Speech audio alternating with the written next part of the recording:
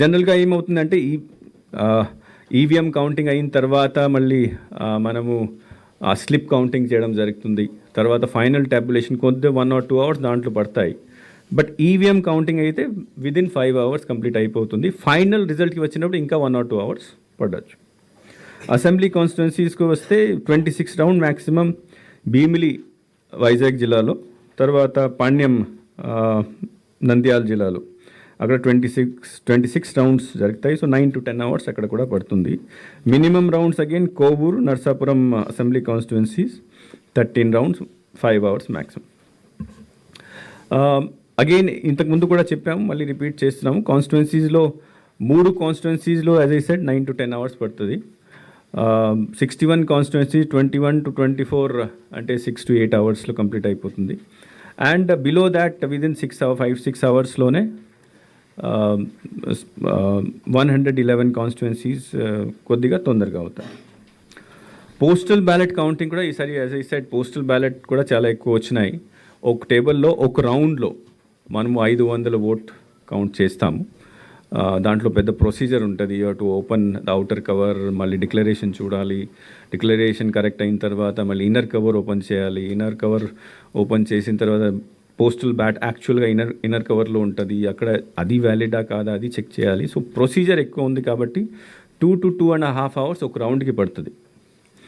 So that is why 4 rounds కొన్ని 25 assembly కాన్స్టిట్యున్సీలో 4 rounds పడతాయి. 48 కాన్స్టిట్యున్సీలో 3 rounds, 1 or 2 కాన్స్టిట్యున్సీలో 1 or 2 rounds, 1 to 2 rounds పడతాయి. నౌ జనరల్గా just for the sake of information, జనరల్గా ఈవీఎం లెక్క చేసినప్పుడు ఫస్ట్ రౌండ్ 30 minutes అరౌండ్ పడుతుంది. 30 కొన్ని చోట్ల 35 ఫస్ట్ రౌండ్. మళ్ళీ 2-3 rounds తర్వాత అది 15-20 minutes కూడా పూర్తి చేసేస్తారు. సో యావరేజ్గా 20 to 25 minutes పడుతుంది ఈవీఎం రౌండ్కి. కానీ పోస్టల్ బ్యాలెట్ రౌండ్కి 2-2.5 కొన్ని చోట్ల కొద్దిగా ఎక్కువ కూడా ఇట్ మే డిపెండ్ ఫస్ట్ రౌండ్లో. బట్ సెకండ్ థర్డ్ రౌండ్కి ద ఎఫిషియన్సీ ఇంక్రీజెస్. సో దీని ప్రకారం మనం we can estimate the time by which it can complete. And ఒకసారి కౌంటింగ్ అయిపోయిన తర్వాత నెక్స్ట్ ప్రాసెస్ మళ్ళీ ఇది వీవీప్యాట్ స్లిప్ కౌంటింగ్ 5 machines చేయాలి, అక్కడ కొద్దిగా టైం పడుతుంది. ఫైనల్ టెబులేషన్ కొద్దిగా టైం పడుతుంది. And then if any recount is demanded అక్కడ డిసిషన్ చేసుకోవడానికి కొద్దిగా టైం పడుతుంది. So all those things apart total counting చేసిన తర్వాత generally we give a gap of 1.5 to 2 hours final result రావడానికి.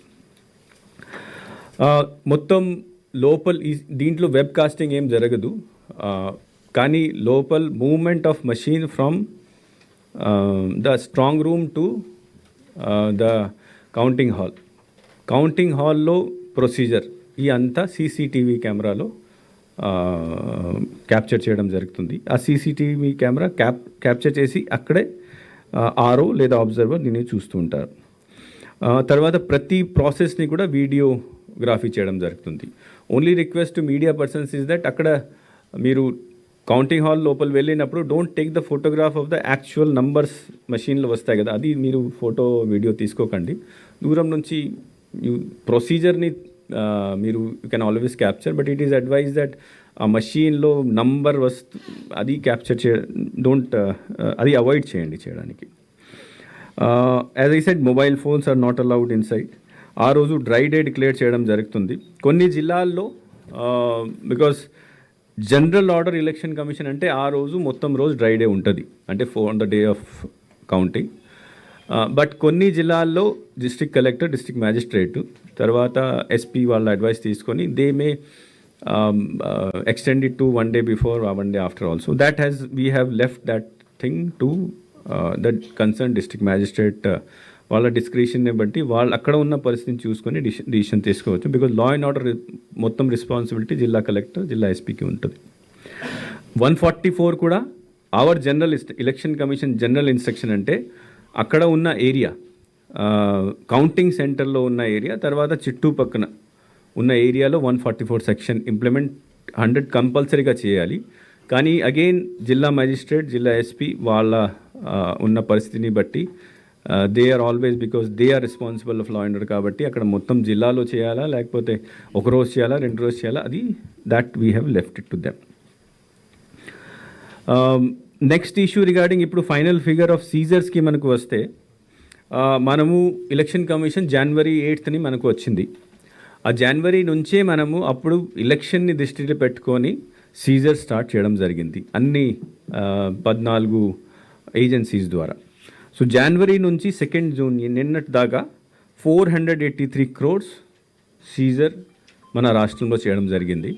ఆ 483 crores 170 crores క్యాష్ ఉంది, 61 crores లిక్కర్ సంబంధించి, 35 crores worth drugs, precious metal gold silver ఇట్లాంటివి 186 crores, తర్వాత freebies and other materials 29 crores, total 483 crores.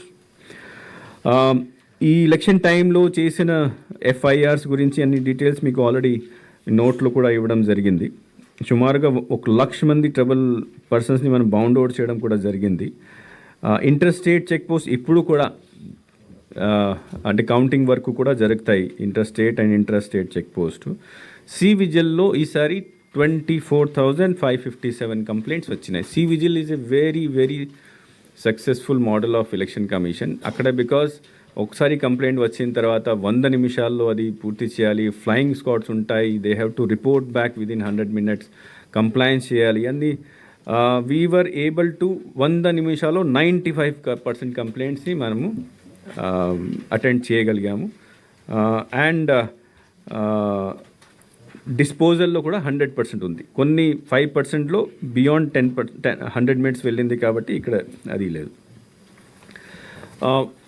One more issue is regarding law and order. Now, as I said, మీ కూడా అందరికీ తెలుసు, ఈసారి రాష్ట్రంలో historical అంటే ఇంతకుముందు ఇంత పోలింగ్ ఎప్పుడూ జరగలేదు మన రాష్ట్రంలో, తర్వాత కంబైన్డ్ స్టేట్లో కూడా.